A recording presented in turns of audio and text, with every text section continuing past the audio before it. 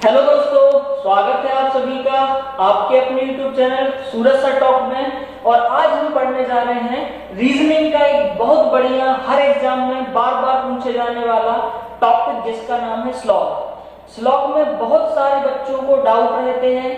आज आपके सारे डाउट खत्म हो जाएंगे। न्याय निगमन एक बेहतरीन तरीके से बेहतरीन अंदाज में और नया कॉन्सेप्ट लेके हम आए हैं स्लॉगिज्म। अगर आप बैंकिंग की तैयारी कर रहे हैं, RRB PO, RRB clerk, SBI, RBI, किसी भी सेक्टर एग्जाम की तैयारी कर रहे हैं तो आपके 5 नंबर फिक्स होने वाले हैं।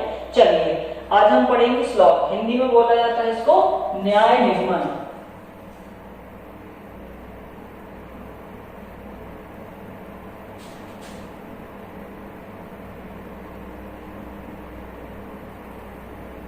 स्लॉगिज्म हिंदी में हम बोलते हैं न्याय निगमन।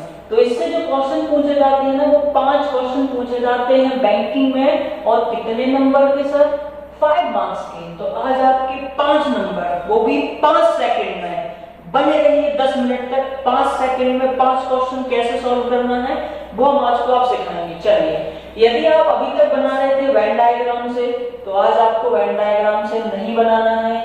अगर आप बना रहे थे ऑल या सम के केस से, ठीक है, तो इससे भी नहीं बनाना। आज हम नया कॉन्सेप्ट लेके आएंगे आपके लिए, 150 से सॉल्व करेंगे, यस या नो। तो आज देखेंगे आपकी कैसे सेकंड में आंसर आते हैं। चलिए देखिए, यदि हम बात करें बेटा स्लॉग की, न्याय निगमन की, तो यहाँ पर एक टॉपिक है लॉजिकल रीजनिंग का, स्लॉगिज्म न्याय निगमन। नाम से ही क्लियर है क्या करना? न्याय करना, न्याय निगमन करना। तो हमारे अंदर उतना डिसीजन मेकिंग नहीं होता है, उतना एक्सपीरियंस नहीं होता है कि हम न्याय कर पाए। तो हमें कुछ ट्रिक का यूज करना होता है। अलग अलग टीचर अलग अलग ट्रिक का यूज करता है।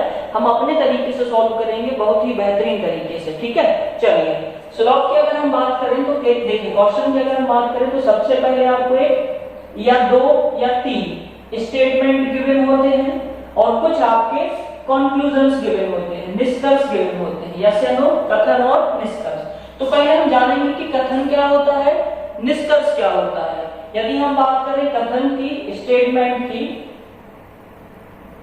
तो अगर आपसे पूछा जाए सर कथन कितने प्रकार का होता है, तो कथन जो है ना वो 2 प्रकार के होते हैं। कौन कौन से? एक होता है सर यूनिवर्सल और एक होता है पर्टिकुलर।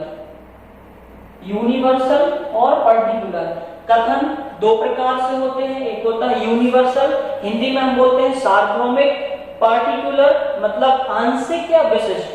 देखिए इसका मतलब क्या है, अगर हम आपसे पूछे यूनिवर्सल, तो आप सिंपल सी एक लैंग्वेज बोल सकते हो, ऐसे स्टेटमेंट जिसको पढ़ने के बाद, ऐसे स्टेटमेंट जिसको पढ़ने के बाद 100% इंफॉर्मेशन का पता चलता है, ठीक है, अभी समझेंगे। और दूसरा पर्टिकुलर, ऐसे स्टेटमेंट जिसको पढ़ने के बाद आपको पता चले कि सर कुछ ही दिया है। जैसे अगर हम बात करें यूनिवर्सल की, मैंने आपसे बोला ऑल मार्कर आर पेड, है ना। दूसरा अगर मैंने आपसे बोला ऑल मार्कर आर ब्लू, सभी मार्कर का कलर कैसा है? ब्लू है। तो आप क्या बता सकते हो मुझे कि दिए गए सभी मार्कर का कलर जो है ना वो क्या है? तो आप बताओगे सर दिए गए सभी मार्कर का कलर क्या है? ब्लू है। मैं आपसे बोल दूं ऑल मैंगोज आर एप्पल, सभी मैंगोज क्या है? एप्पल। तो इंफॉर्मेशन कैसी है? 100% है, यस या नो। लेकिन अगर मैं आपसे बोलूं, यहाँ पे क्या बोला? ऑल मार्कर आर ब्लैक, आप बोलोगे सभी मार्कर का कलर कैसा है? ब्लैक है, यस या नो। सभी मार्कर का कलर कैसा है? ब्लैक। तो सभी मार्कर कैसे हैं? ब्लैक। लेकिन अगर मैं आपसे बोलता सम मार्कर आर ब्लैक, कुछ मार्कर कैसे हैं? कुछ मार्कर कैसे हैं? कुछ मार्कर ब्लैक हैं, कुछ का नहीं पता, हो भी सकते हैं और नहीं भी हो सकते हैं। तो ऐसे स्टेटमेंट जिसको पढ़ने के बाद 100 से कुछ कम इंफॉर्मेशन मिले, यानी कि लेस देन 100%, तो वो कैसे होंगे?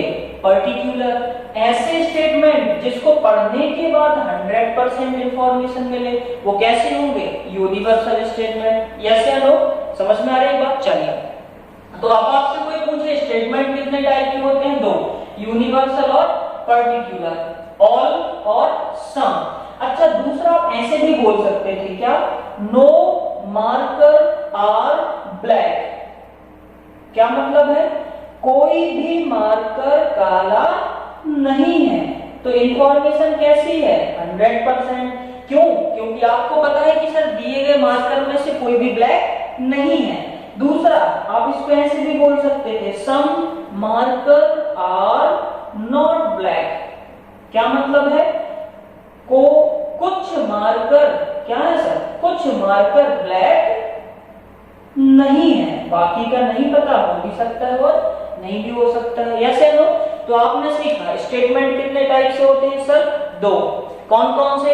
यूनिवर्सल और पर्टिकुलर। ऐसे स्टेटमेंट जिसको पढ़ने के बाद 100% इंफॉर्मेशन मिल जाए, यूनिवर्सल।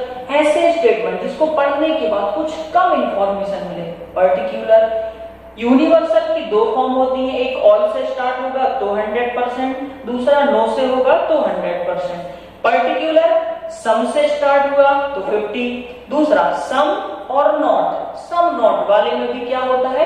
50%। तो अगर आप हमसे बोले कि स्टेटमेंट कितने हो गए सर, तो आप बोलेंगे 4। एक ऑल से स्टार्ट होता है, एक नो से होता है, एक सम से होता है, एक सम नॉट से होता है। हाँ, इनकी जगह पे कुछ और वर्ड भी लिखे आते हैं, वो हम आगे पढ़ेंगे। तो अगर आपसे पूछा जाए, मैं आपसे बोलूं कि स्टेटमेंट कितने टाइप के होते हैं, आप बताओगे 4। कौन कौन से सर? जैसे आप बना लो ऑल ए आर बी, पहला स्टेटमेंट। दूसरा आप बना सकते हो नो ए आर बी। तीसरा आप कह सकते हो सम ए आर नॉट बी। चौथा क्या बना? सम ए आर बी। यस या नो? तो ये कितने स्टेटमेंट हो गए सर? 4 स्टेटमेंट। बोलिए हाँ या ना? Very good. तो स्टेटमेंट अभी हमने 4 बनाए, और भी होते हैं। बैंकिंग में 2 स्पेशल केस पूछे जाते हैं, ओनली और ओनली या फ्यू। तो अभी थोड़ी देर बाद हम पढ़ेंगे ओनली वाला केस वो क्या होता है और ओनली या फ्यू वाला केस क्या होता है। मोस्ट आईएमपी होते हैं, बट उनको पढ़ने से पहले हमें जानना जरूरी है जो 4 केस होते हैं, उसके बाद ही उनका नंबर आता है। ठीक है? तो अब आप पहचान गए, वेरी गुड। स्टेटमेंट कितने टाइप के होते हैं आप बताओगे सर? 2, यूनिवर्सल और पर्टिकुलर। एक ऑल से, नो से। यूनिवर्सल ऐसे स्टेटमेंट जो पढ़ने के बाद 100% इंफॉर्मेशन दे। पर्टिकुलर ऐसे स्टेटमेंट जिसको पढ़ने के बाद 100 से कुछ कम मिले। समझ में आ रहा है? अच्छा, ठीक है।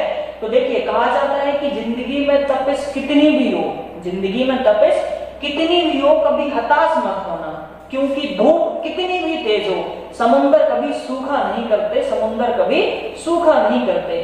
तो इसी वजह से आप लाइक कीजिए हमारे चैनल को, सब्सक्राइब कर दीजिए और शेयर कर दीजिए अगर आपको हमारा पढ़ाया हुआ पसंद आता है तो, क्योंकि आपको हमें मोटिवेट करना है, आप भी हमें मोटिवेट कीजिए ताकि हम आपके लिए और ऐसी बहुत सारी वीडियो ला सकें। Thank you. चलिए, 2 आपने समझ लिया स्टेटमेंट क्या होता है। अब हम बात करते हैं कंक्लूजन्स की, निष्कर्ष की। तो निष्कर्ष कितने टाइप से होता है जरा समझिएगा। ठीक है?